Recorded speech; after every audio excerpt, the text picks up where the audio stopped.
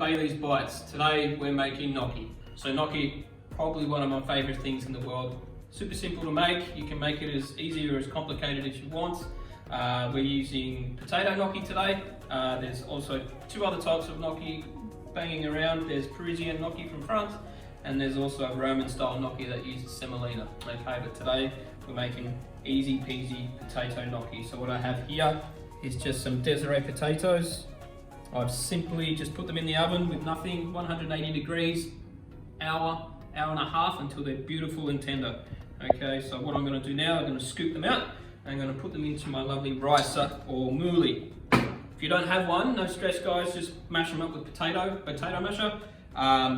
Just make sure you try and get all the lumps out of it, okay? And this is super quick. You can also get the handheld risers from any kitchen store, but that's not necessary. So the only trick is, guys, make sure that potatoes are really well cooked because you don't want any lumpy bits. So I'm going to go ahead right now and get them all out of their skins.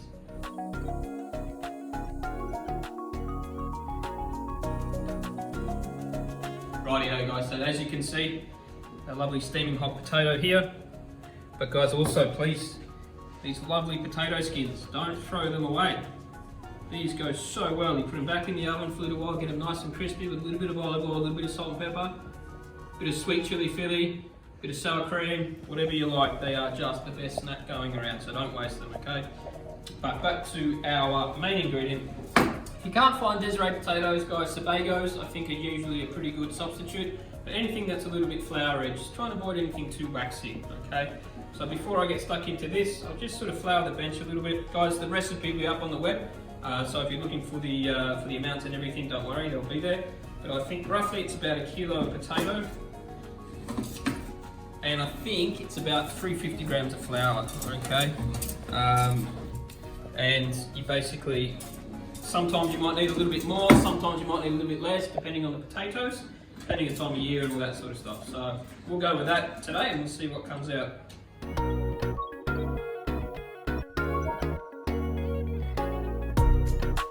We're going to hit it with a little bit of salt, some lovely flake sea salt, a little bit of cracked black pepper. You need to season the potatoes, guys, don't forget that. And over here we've got some lovely chopped parsley. Just whack it in there. Some beautiful fresh chives. Okay, that'll flavour it up nicely, turn them nice and green. Cover it up with a little bit more flour. Go easy with the flour, you don't want too much, guys. You can always add more if you need to, but you can never take it out again, just remember that. And then to that I'm just going to add just a couple of eggs, alright? This will help to bind it, so that I don't fall apart when we're cooking it, okay? Make it a little well, much like we did with the pasta. Okay, tip it in there. A little bit more flour. We're going to get mixing. Mix gently, guys. Okay, don't over mix. You don't want to over mix. It will go tough and bouncy. We want nice, delicate, fluffy gnocchi. We don't want little bouncy rubber balls. Okay.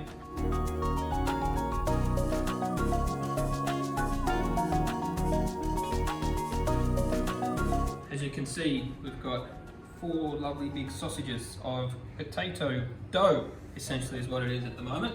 And so we're going to cut them to shape now. What you can get, guys, is you can get the little gnocchi boards that you can roll the cut gnocchi off. You don't need that though. You can just use a fork.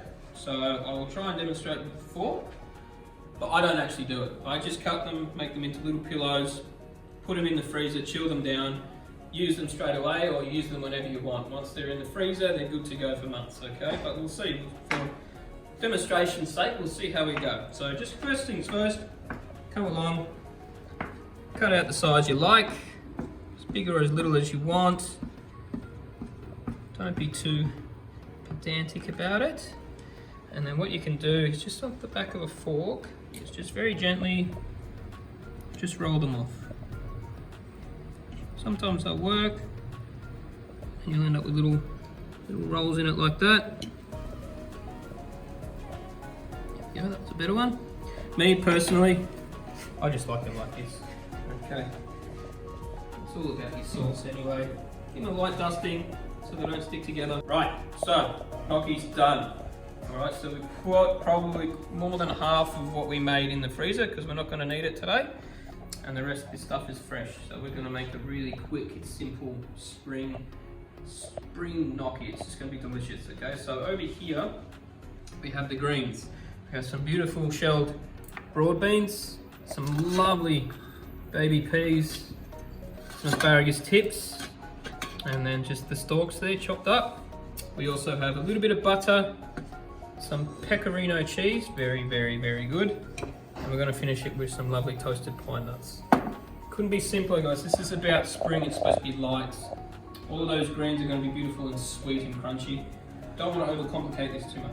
Okay, so we've got a pan on the heat here. Just going to drop a little bit of olive oil in there. Okay, that's just going to stop the butter from burning because we don't want to burn it too much. All right, we want it to be light. Okay, so I would say about 10-15 grams of butter. And we're just going to move that around, turn the heat up a bit, get that working, get it nice and fluffy and foamy, and then we're going to add the greens in and just take it off the heat briefly. Everything's going to be warm, it's going to be chucked together pretty quickly. Okay, so as that's coming to temperature, guys, we've also got your obligatory salt and pepper, and we've also got a pot of water. Don't forget to salt the water, same as pasta, guys. 10 to 1. So if you've got a litre of water, you want 100 grams of salt. Alright, you need it to be quite salty because it's helping the seasoning process as well. Okay, so as you can see, butter's there, it's getting foamy, a little bit left in there. So we're just going to chuck our asparagus in first because that's still a bit raw. We'll get that going.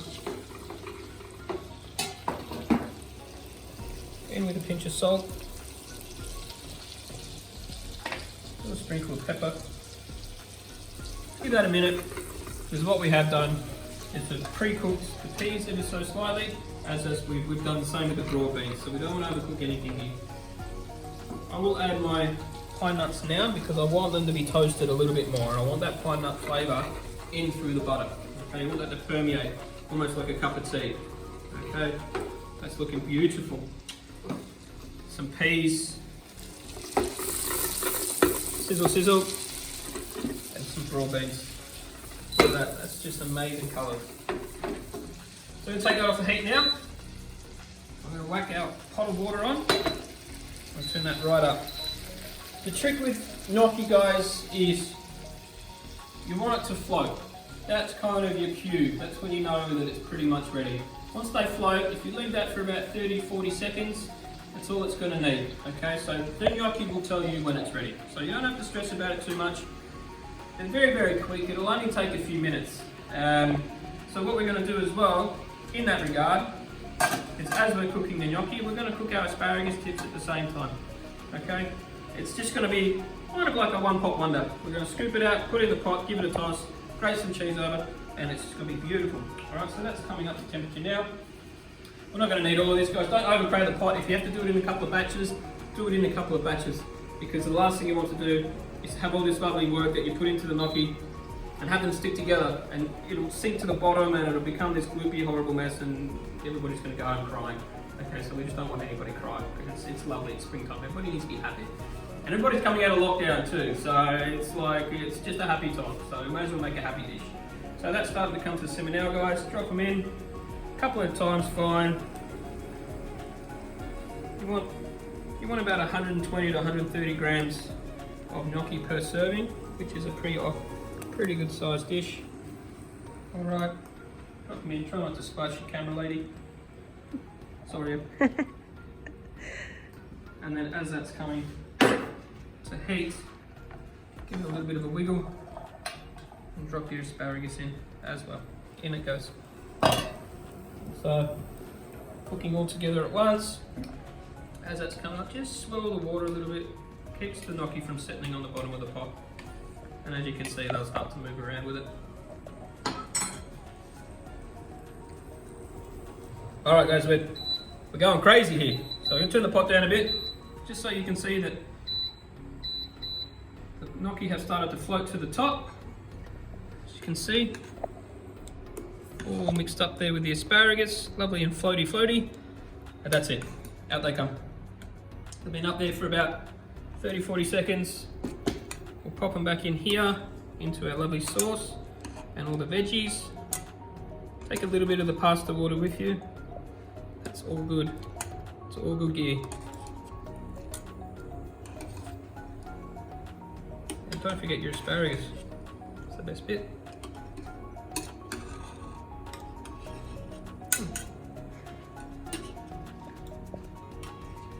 Okay.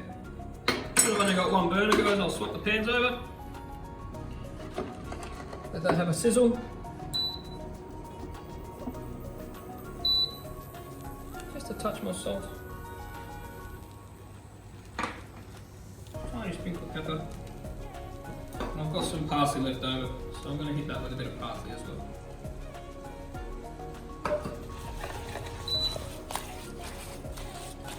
Looks amazing. And we're done. My serving bowl over here.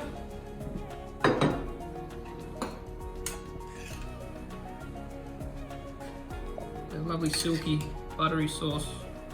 All that beautiful vibrant green spring vegetables.